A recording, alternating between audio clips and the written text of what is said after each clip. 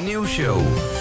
De Groeten Gulpen Vastelovensfinale stopt. De editie van dit jaar was de laatste. De organisatie Stichting Alaaf zet er een punt achter.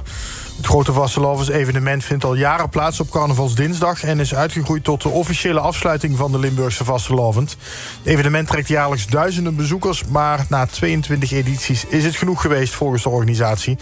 Daar praten we over door met bestuurslid Peter Levaux van de Stichting Limburg Alaaf. Goedemorgen. Goedemorgen. Hoi. Ja, een beetje onwerkelijk eigenlijk. Beseft u het zelf al?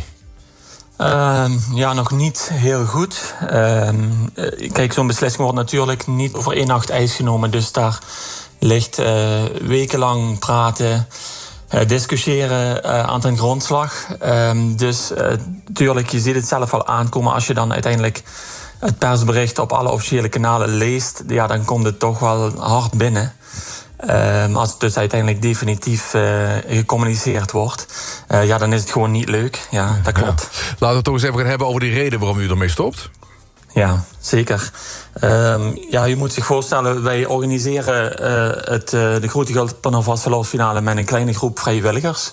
En er zijn een aantal verdere redenen waardoor de groep vrijwilligers heeft gezegd, nou, de verantwoordelijkheid wordt ons eigenlijk zo groot, dat kunnen wij gewoon niet meer dragen. De exploitatie van een gezonde en duurzame evenement, ja, dat komt gewoon onder druk te staan. En je kunt zich voorstellen dat wij ook te maken hebben met redenen zoals oplopende kosten, toenemende regeldruk, dat soort elementen die ervoor zorgen dat dus die exploitatie van zo'n evenement ons dat gewoon heel moeilijk gemaakt wordt.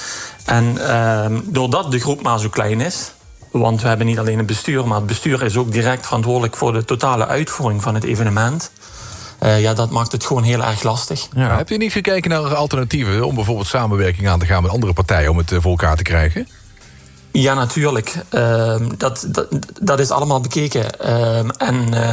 Laat ik bij deze ook een oproep doen aan mensen die geïnteresseerd zijn om eventueel een vervolg aan te geven.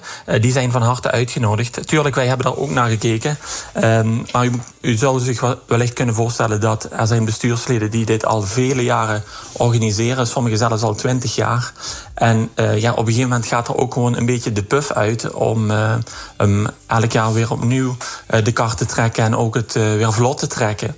En dat maakt het gewoon moeilijk.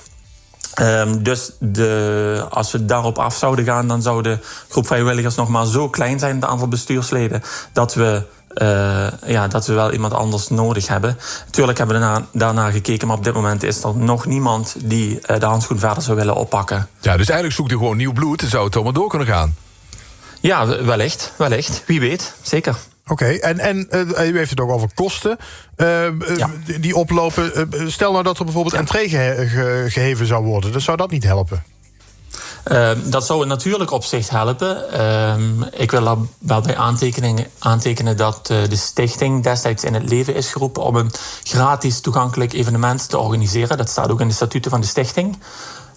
Dus deze stichting zal sowieso stoppen met de organisatie. Mm-hmm. Dus als er nieuw bloed zou zijn die zou denken van, nou, wij willen hier wel een vervolg aangeven, ja, dan zal dat altijd in een andere stichtingsvorm of vereniging of whatsoever moeten zijn. Ja, dat zou natuurlijk fantastisch zijn. Nou, hoe zijn eigenlijk de reacties toen u naar buiten kwam met het nieuws dat het zou stoppen? Nou ja, eerlijk gezegd hartverwarmend. Wij hebben natuurlijk, voordat het publiekelijk bekend werd, onze directe relaties, ook persoonlijk geïnformeerd over deze beslissing. En zoals gezegd, iedereen schrikt. Maar iedereen vindt het meteen ook een begrijpelijke beslissing. Iedereen, neem ik aan, ziet van buitenaf ook wel dat een evenement organiseren, ja, dat is geen kleinigheid. En als je dat met een kleine groep moet doen, ja, dan dat een behoorlijk werk is. Dus zoals gezegd, hartverwarmend de reacties tot nu toe. Van sponsoren van het evenement tot voormalig bestuursleden, et cetera, noem maar op. Ja, zeker.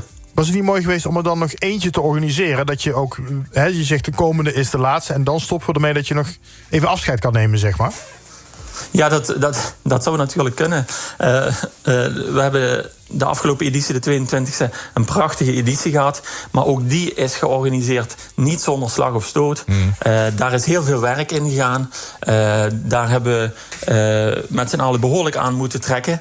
En ik noemde het eerder al, maar op een gegeven moment is ook wel een beetje de puff eruit. En is het ook al dapper, denk ik, van mensen om gewoon te zeggen van, nou ja, dit gaat gewoon niet meer. Dit kunnen we niet meer organiseren. Dus daar moet iemand anders opstaan, of in ons geval stopt het dan. Ja, 2 keer 11 jaar. Officiële afsluiting van de Limburgse Vastelovend. Dat stond het eigenlijk wel te boek. Ja, dat krijgt dan een hele andere invulling. Zeker. Ja. Ik denk dat voor elk bestuurslid ook zelfs geldt dat ze echt zullen moeten nadenken over hoe ze überhaupt nu Vastelovend gaan afsluiten. Het was een soort van vanzelfsprekendheid dat ze op de markt in Gulpen stonden. De prachtige markt in Gulpen. Om uiteindelijk op het einde van die prachtige show daar de Vastelovend letterlijk af te sluiten.